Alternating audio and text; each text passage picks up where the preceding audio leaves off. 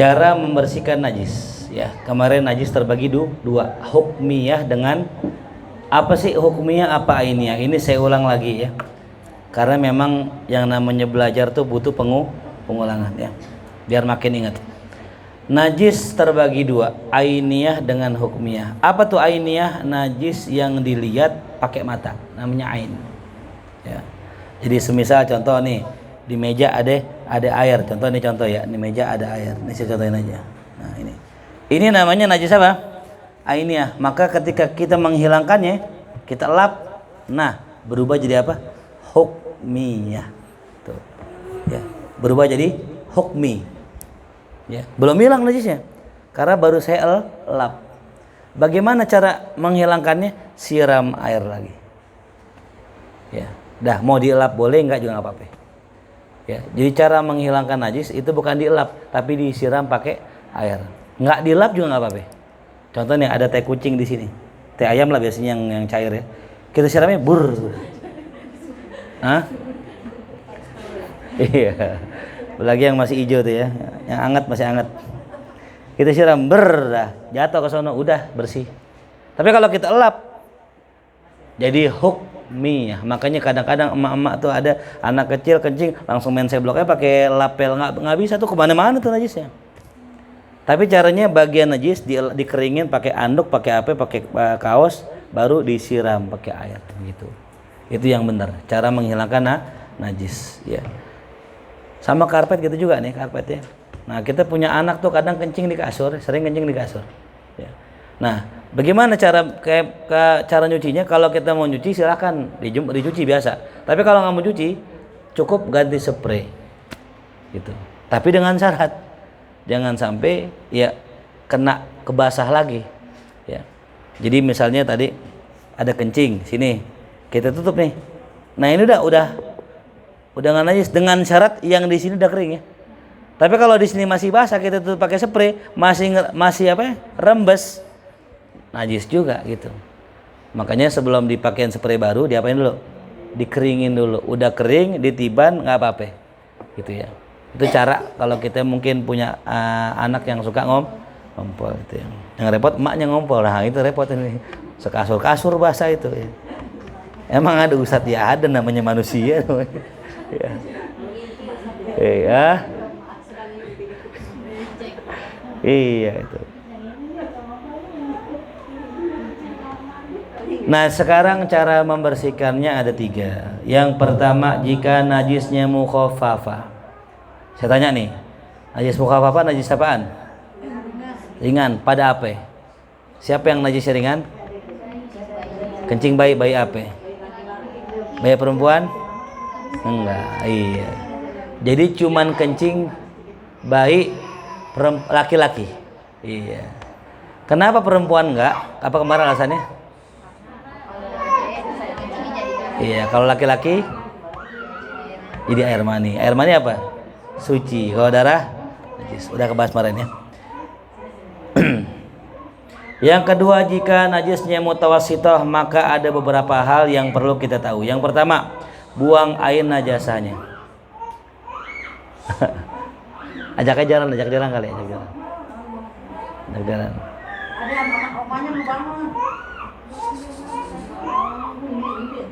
Ngapa sih, ngapa? Tidak.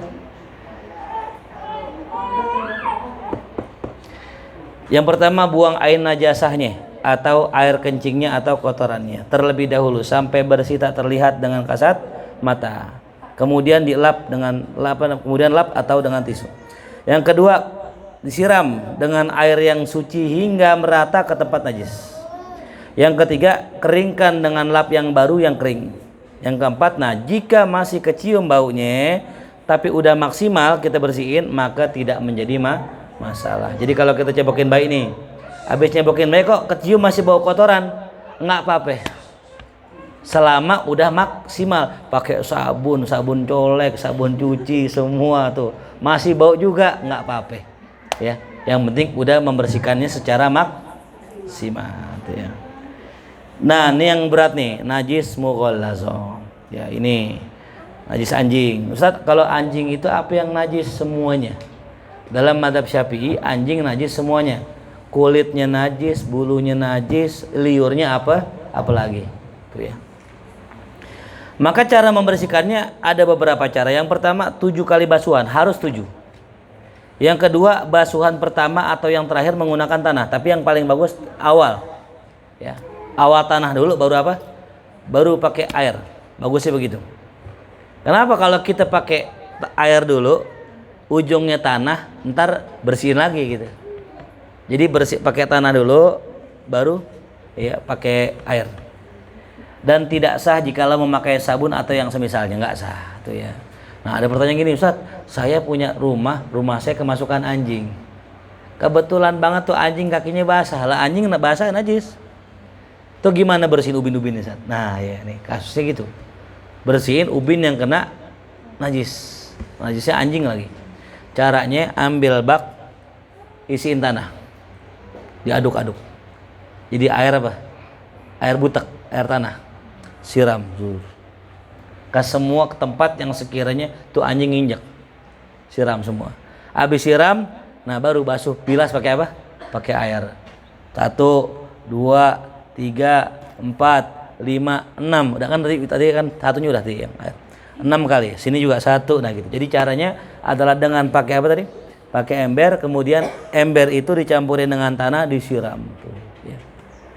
Jadi gede ya.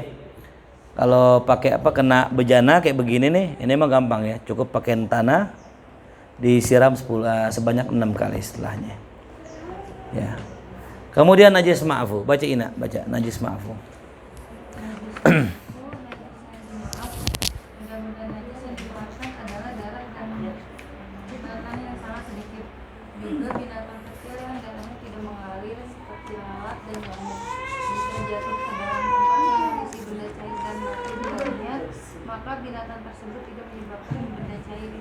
Nah, najis ma'fu nih ya. Ini penting nih buat yang makan ikan tuh ya.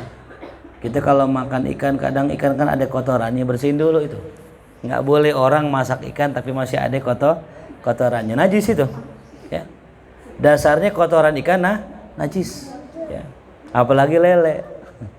Ya, lelenya dari mana? Dari kolam, kobakan. Itu ya. Makannya udah macem-macem dah tuh ya. Nah, itu haram, itu nggak boleh makan lele yang dari ngempang, yang ngempangnya ada jambannya, nggak boleh. Haram itu. Karena secara nggak langsung kita makan kotoran. Ya. Tuh. Nah, benda-benda najis yang dimaafkan apa itu adalah darah tuh dan nanah yang sangat sedikit ya. Contohnya apa yang dimaafu? Jerawat tuh ya. Orang punya jerawat, lagi sholat jerawatnya pecah, senggol nggak sengaja, ada darahnya kan? Banyak dikit nggak apa-apa, maafu tuh ya. Bisul banyak nggak bisul? Banyak ya, berarti nggak maafu gitu. Pokoknya ciri maafu itu darah cuman nggak ngalir aja. Kayak koreng kan merah tuh, kan darah tuh. Nah itu nggak apa-apa, asal kagak selama nggak ngalir maka maafu. Nyamuk, tepak, ada darahnya, ngalir nggak? Nggak, maafu. Lalat, ketepak, darahnya nggak? Ada, maafu. Jadi darah yang tidak mengalir dinamakan darah maafu. Begitupun nanah ya, gitu. Orang korengan, cantengan, ada nanahnya nggak tuh? Ada. Nah itu maafu juga ya. Jadi benda najis yang dimaaf adalah darah atau nanah yang sedikit. Juga binatang kecil yang darahnya tidak mengalir tuh, kayak apa? Kayak lalat. Ya. Lalat tuh. Nyamuk. Itu juga maafu. Jika jatuh ke dalam tempat yang berisi benda cair atau dan mati dalamnya, maka binatang tersebut tidak menyebabkan air itu. Jadi contoh gini ya, contoh kita punya air bersih, kemasukan nyamuk, ya najis gak nyamuk tadi? Kalau mati jadi bangke, najis. Berkali nyamuk, semut, kalau yang namanya hewan udah mati nggak disembelih maka bangke namanya. Semut mati, bangke. Makanya nggak boleh orang makan semut, karena makan semut sama juga makan bangke. Ya. Jadi jangan, oh enak nih semut nih, ada pedas-pedasnya gitu. Baik, jangan, nggak boleh. Ya, sama juga makan bangke. Mau makan bangke gede, ame bangke semut sama, namanya sama-sama makan bangke. Nah, nyamuk yang jatuh ke sebuah air mati di situ najis gak? Kata ulama enggak, dima'fu. Selama jatuh sendiri. Jatuh kalau kita tepak terus kita jatuhin, nah ini enggak ma'fu. Paham ya? Jadi beda antara najis jatuh sama najis kita jatuhin tuh. Ya. Paham? Ya. Nah, sama kayak kolam kita kolam. Ada najis kayak hewan, contohnya cicak. Ya. Cicak mati masuk kolam, najis gak? Enggak. Kan nggak ngalir darahnya, ya. Tapi kalau kita lemparin tuh cicak, nah, tuh. Ya, jelas ya. Sama kita punya kolam, kadang ada isinya ikan tuh. Apa hukumnya kotoran ikan itu? Najis, cuman ma'fu, ya. Karena kotorannya kecil, tuh ya. Jadi sesuatu yang kecil, sesuatu yang nggak mengalir bisa jadi ma'fu. Ya nggak semua perkara begitu. Makanya sama dalam prinsip kehidupan, nggak ada orang yang nggak ada salahnya. Apa sih maksudnya ma'fu? Ma'fu itu dimaaf. Kalau salah dikit, ya, nyakitin dikit, dima'fu lah, ya. Ini kadang-kadang kagak salah dikit doang, cuman gara-gara naruh anduk di kasur, marahnya masubillah. Ya. Emang nggak ada jemuran emang? Gara-gara anduk di kasur doang. Cuman gara-gara laki nggak nutup pintu lemari aja. Kan begitu yang sepele-sepele kan ya. Mama ada tuh ya. Cuman naruh sendok nggak di tempatnya itu. Ya.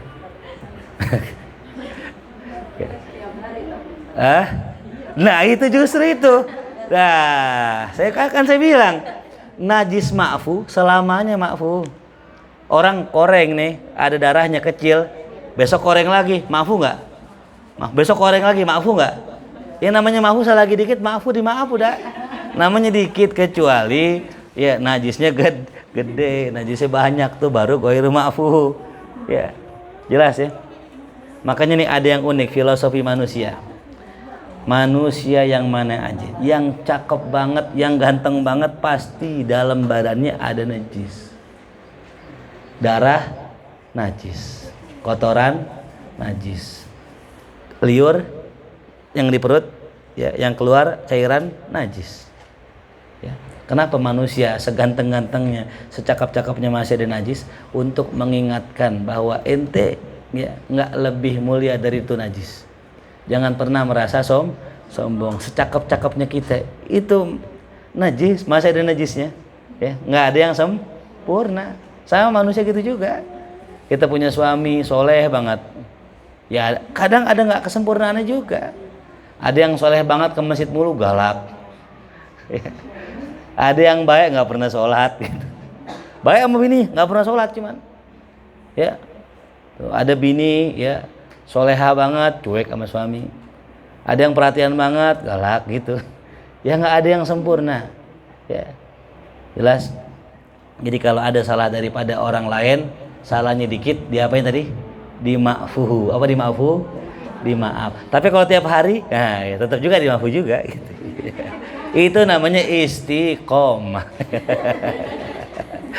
Kenapa kita tahu istiqomah ya? Ustadz, saya punya tetangga Ustadz kok minta-minta mulu Ustadz.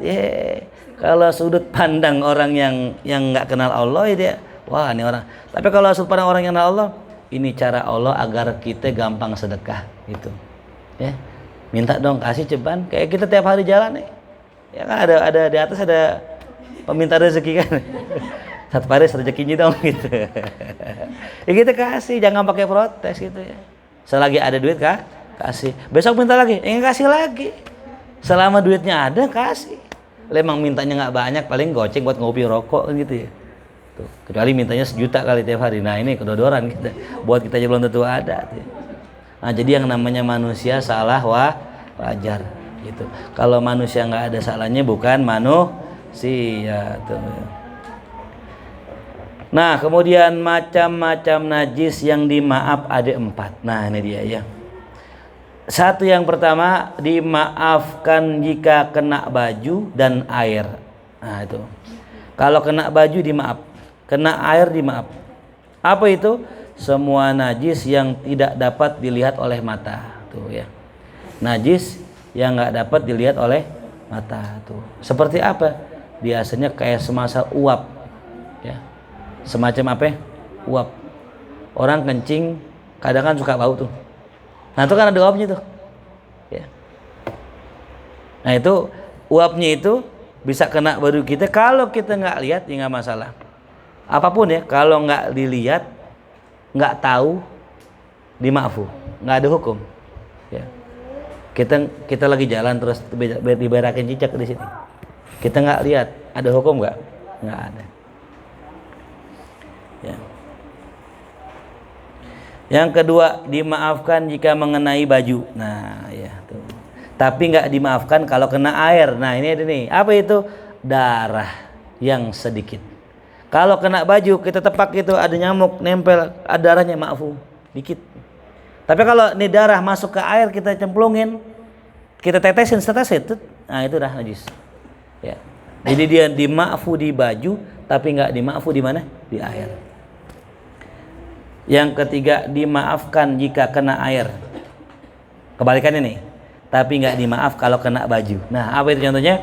Bangkai binatang yang tidak darahnya ngalir, seperti lalat, nyamuk, semut, kutu dan sebagainya.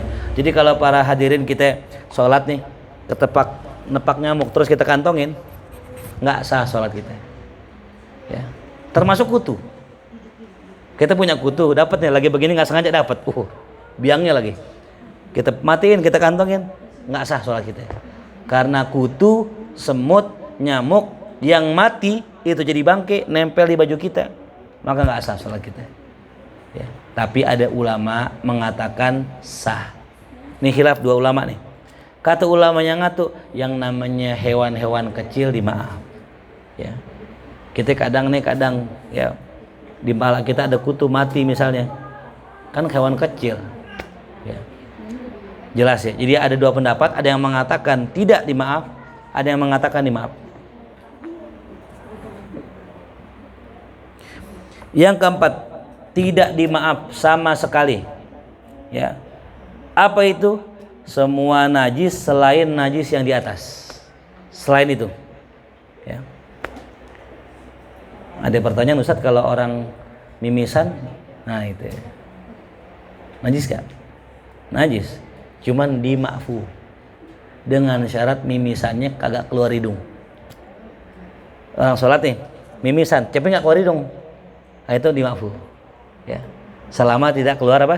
Hidung. Karena ada sahabat lagi sholat kepanah, masuk, nah itu berdarah. Tapi karena dia memang lagi perang kondisinya, ya lagi di perbatasan, nggak jadi hukum batal gitu, tetap sah sholatnya gitu ya. Jadi kalau mimisan ya berdarah itu tetap sah sholatnya, tapi kalau seandainya banyak sampai bercucuran baru nggak sah, batal sholatnya. Nah kemudian, ini cakep nih, seluruh macam darah najis, darah semuanya najis kecuali 10. Nah kecuali 10. Apa itu? Yang pertama hati, ya kalau kita bilang hati ya, kan hati kita kan darah juga tuh. Ya, gumpulan darah hati. Itu darah cuma nggak najis. Yang kedua, minyak misik. Nah, ya, misik. Minyak misik terbuat dari darah. Dan kalau nggak salah darah kijang. Ya. Kijang. Kasturi, yang kasturi itu. Kasturi itu misik itu, dari kijang. Ya, darah kijang. Ya. Yang ketiga, limpah. Tahu limpah? Apa limpah? Temannya hati. Iya. Temennya ampela, iya. Hati, ampela, ame, limpah. Ya. Kalau nggak tahu silakan buka Google aja dah limpah ya. Fitri tahu Fitri? Tahu Fitri? Tahu? Nggak tahu ya itu makanya buka Google limpah. Ya. Emang jarang denger sih. Ya. Kayak kita kan tahunya kan apa? Ampela, ame, hati. Gitu. Ada namanya limpah. Yang keempat, ya, darah yang suci. Apa itu? Darah yang ada dalam bangkai ikan. Nah, kalau kita makan ikan ada darahnya, suci. Ya. Sampai ikan juga bangkainya suci. Ya. Yang kelima, darah yang ada dalam bangkai belalang. Tuh, belalang juga sama, suci. Ada yang pernah nyoba belalang sini? Hah? Pernah? Masya Allah ya. Jadi baja hitam tuh. Gitu. Makan belalang tempur ya. Pernah makan Ibu? Pernah ya? Belum pernah nyoba, nanti kita kuliner bareng-bareng ya. Makan belalang ya. Nah, lah kalau udah dimasak enak katanya. Gurih-gurih bagaimana gitu. Dulu sekarang juga nggak tahu rasanya kayak apa. Ya jangan takut makan belalang lah. Ada orang makan daging temennya nggak? Asik. Gibah. Yang keenam, darah yang ada dalam bangkai yang mati karena terjepit atau tertekan. Tuh, ya.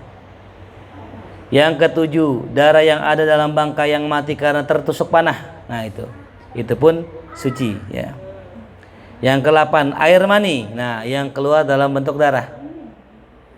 Yang ke-9, susu yang keluar dalam bentuk darah. Yang ke-10, janin bayi. Ya, itu kan dari darah. Darah jadi daging, tulang belulang.